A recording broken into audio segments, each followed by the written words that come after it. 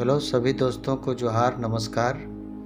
प्लामो blogs में आप सभी को स्वागत है और इस प्लामो ब्लॉग्स को लाइक सब्सक्राइब और कमेंट्स ज़रूर करें ताकि आपके लिए नए नए वीडियो खोज कर बनाएं और आप तक पहुंचाने का प्रयास करें।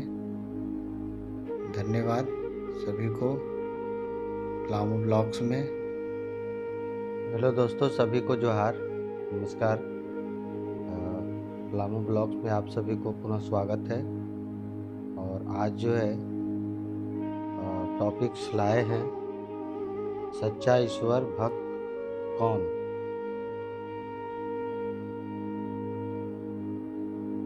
दोस्तों, संसार में एक पर एक लोग हैं, पर सच्चाई क्या है उसको रखना चाह रहे हैं एक कहानी के माध्यम से, ताकि लोगों को समझ में आ जाए कि भक्ति क्या है और सच्चा भक्ति क्या है। एक समय की बात है, एक ब्राह्मण का लड़का किसी संत के साथ शिक्षा दीक्षा ग्रहण करके जब पूर्ण हो गया तो घर वापस आया और पुनः पिता के मृत्यु के बाद वो राजपुरोहित बना। वह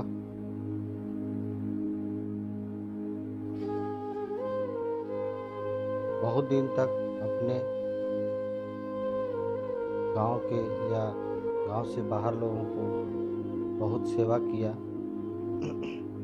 दान पुण्य बहुत करता था और उसका नाम चारों तरफ अपने राज्य से भी बाहर के राज्यों में भी फैल चुका था। जब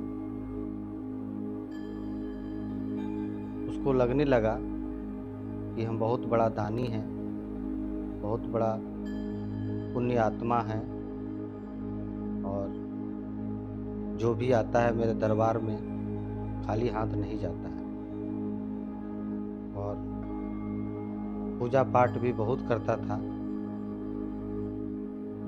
लेकिन एक दिन वो ब्राह्मण का पुत्र भूरिश्रवा नाम था, वह अपने गुरु के पास गया और गुरु जी जो है वृद्धावस्था में हो गए थे। गुरु जी के पास जाने के बाद वो गुरु को प्रणाम किया और पूछा, गुरु जी आप हमें पहचान पा रहे हैं? तो जो गुरु थे उन्होंने कहा, अब तो मेरा उम्र बहुत ज़्यादा हो गया, पहचानने में परेशानी हो रही है, शायद लगता है कि तुम मेरा शिष्य हो भूरिश्रवा। भूरिश्रवा इतना सुनते ही कहने लगा कि गुरु जी आप मेरे नाम को नहीं सुने, हमने बहुत नाम कमाया है और सबसे बड़ा धर्मात्मा हम हैं, हमसे बड़ा इस संसार में कोई नहीं है। तब गुरु जी थोड़ा शांत हो गए और बोले कि वत्स,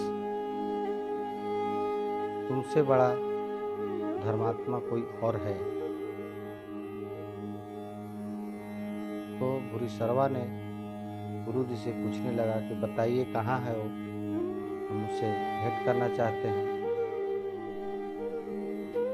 न सुनते ही गुरु जी ने कहा कि इस जगह से पश्चिम की ओर 3 किलोमीटर दूर एक किसान बलराम नाम का है और वो तुमसे बड़ा दानी है और धर्मात्मा है। भूरिश्रवा ने उतना सुनते ही अपने दल बल के साथ उस गांव को पहुंचा और गांव में पता करने लगा। बलराम अपना खेत में हल जोत रहा था। खबर होने के बाद वो बैल को खोलकर 1-2 घंटा के बाद आया, साथ में लेकर पैर हाथ धोया और नाश्ता पानी करवाया। इसके बाद पूछा कि पुरोहित, आप का सेवा और हम क्या कर सकते हैं, बताइए।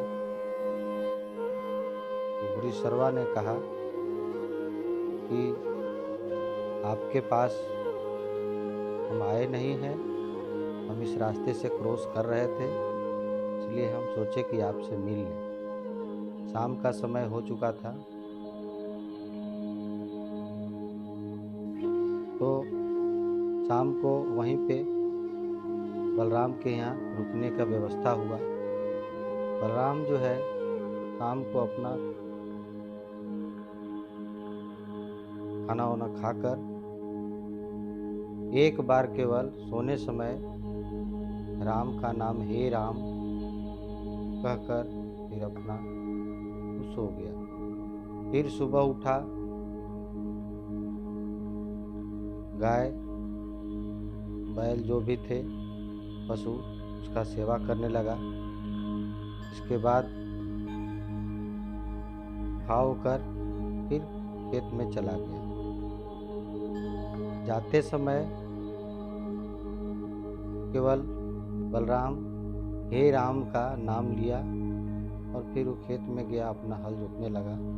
भूरिश्रवा के दिमाग में हलचल होने लगा कि गुरुजी लगता है वृद्धावस्था में इनका दिमाग खराब हो गया है, चलते हैं पुनः गुरुजी के पास। फिर वहाँ से वापस आया और गुरुजी से कहा कि आपने बलराम को बहुत बड़ा धर्मात्मा और दानी कहते थे, लेकिन हमने गया उसके पास, देखा कुछ नहीं, वो तो पूजा पाठ कुछ भी नहीं करता है, कोई दान पुण्य नहीं करता है, हम तो देखे नहीं।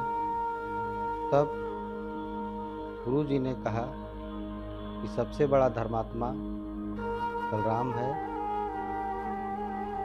अगर तुमको विश्वास नहीं है तो हम एक घड़ा भरकर पानी देते हैं और तुम यहाँ से 1 किलोमीटर मंदिर है, तुमको पानी नहीं गिरना चाहिए और वहाँ से परिक्रमा कर कर एक परिक्रमा करके लौटना है। भूरिश्रवा को घड़ा में पानी दिए गुरुजी और भूरिश्रवा घड़ा लेकर चल पड़ा। भूरिश्रवा का सारा दिमाग उस घड़े पर था कि पानी गिर न जाए, और जितना देरी आने और जाने में परिक्रमा करने में जो टाइम लगा, उतने टाइम में भगवान का नाम वह भूल गया था।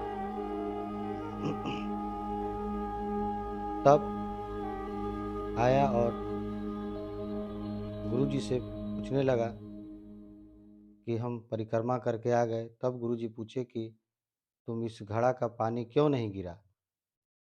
गुरुवर, सारा ध्यान हमने इस घड़ा पर केंद्रित किया था और इस वक्त भगवान का नाम इसलिए नहीं ले पाया कि यह पानी गिर जाएगा, मन जो है कि इधर उधर होगा तो गिर जाएगा पानी।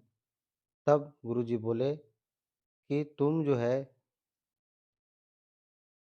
भगवान का नाम दिन रात लेते हो, लेकिन जब तुम्हारे पास संकट आ जाए, विपत आ जाए, तो तुम उस समय भूल जाते हो।